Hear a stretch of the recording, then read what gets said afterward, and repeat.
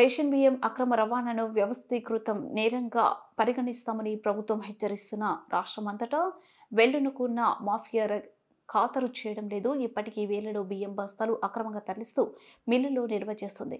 ఇతర రాష్ట్రాలు, విదేశాలకు ఎగుమతి చేస్తుంది.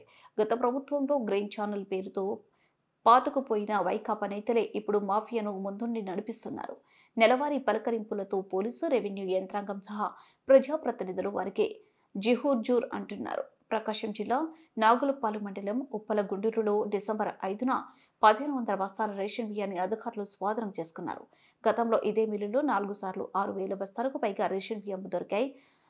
సార్టెక్స్ యంత్రాంగాన్ని ఏర్పాటు చేసి దందా సాగిస్తున్న కఠిన చర్యలు లేవు. అందుకే అక్రమార్కులు అవే మిల్లుని అడ్డంగా చేసుకుని రేషన్ బియ్యాన్ని రీసైక్లింగ్ చేస్తున్నారు. Visakhapatnam port container freight station సోమవారం మంత్రి నాదెండ్ల మనోహర్ తనిఖీ చేసి 483 టన్నుల రేషన్ బియ్యాన్ని గుర్తించారు.